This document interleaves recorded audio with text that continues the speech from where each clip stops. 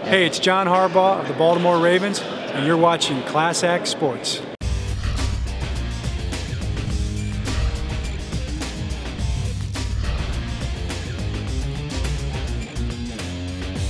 The Falcons trade up all the way to 6 overall, trade with the Cleveland Browns to grab Julio Jones. Vic, talk about this pick. I love it.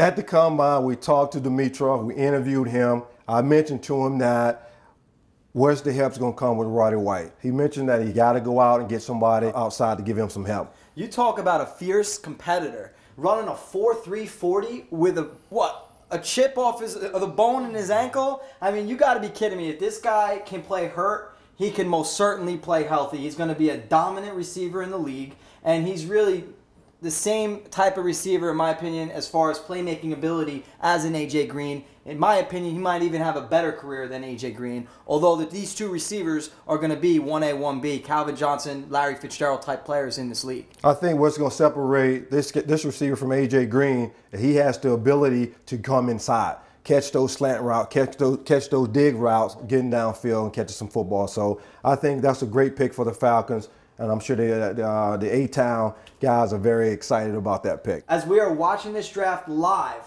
the 7th pick, the San Francisco 49ers, we just thought it was a lock. They're taking Blaine Gabbert. Shocker, they just grabbed Aldon Smith. Are you kidding me? Well, it is a big shock. You know, Blaine Gabbert still on the board right now, but Aldon Smith, a defensive end, they need some help on the defense side of the ball. You know, it is a big surprise, but it's really not.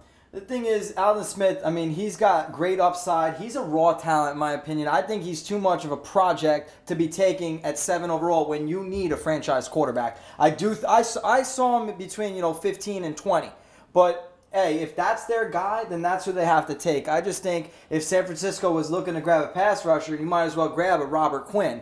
I think they might have passed on him because he didn't play last year. I think it's a little bit of a reach. I mean, he's a sophomore. He got a lot of upsides to him, but I think he's going to be a work in progress. I don't really see this guy be a dominant guy in the NFL. That's my opinion. This is a shocker for me. I got to touch on this a little bit more. Coach Jim Harbaugh, quarterback guy, coming out of Stanford, worked with Andrew Luck. You almost thought it was a no-brainer they were going to grab Blaine Gabbert here. So now to grab a guy like an Aldon Smith, project-type player, maybe they see him like a Pierre Paul is what the Giants did last year, of just a freakish ability, grab him, work on him a little bit. I just don't necessarily agree with it. Could have traded down and grabbed this guy at 12 to 15.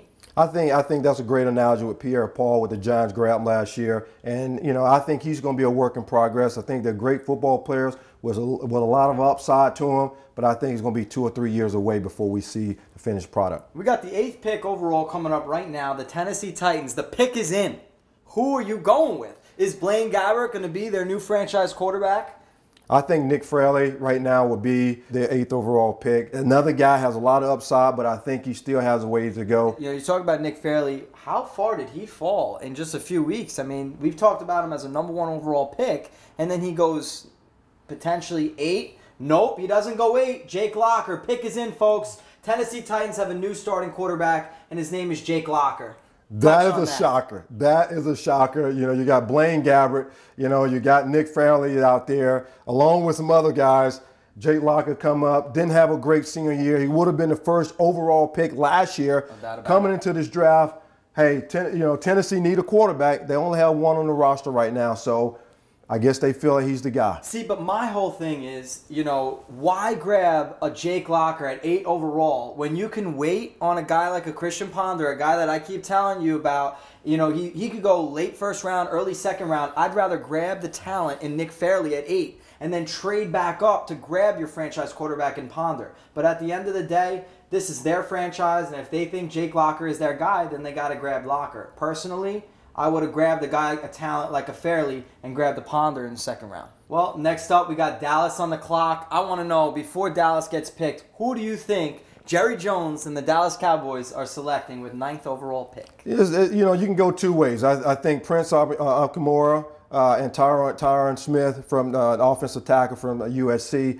Those are my 2 picks. But to pick one, I think Tyron Smith to be the Dallas next pick.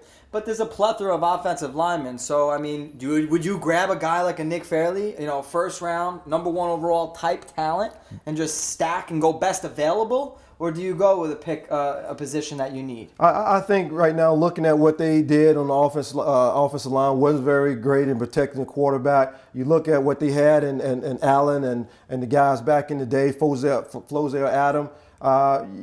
That's the type of pick I think Jerry Jones is looking for. He haven't picked an offensive tackle in the 22 years of his owning this team. I think this is the time that would change. I think that's a great point. I do think Dallas needs an offensive line, but at that point, 9 overall, if there's any buyers or suitors, why not trade down to 20?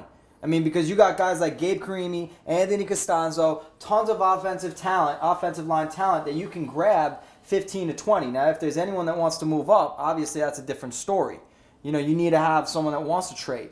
But if you want to have an outside pass rusher presence, then you go after a guy like a J.J. Watt, who's also on the board. But if this is their guy, they have to get him. You can't mess around, trading up, trading back, and miss out on the guy that they want to take. If this is their franchise guy, they need to take him right now. Well, the clock's still ticking, and we're going to have to come back to you with this pick, folks. Stay tuned at ClassXSports.com.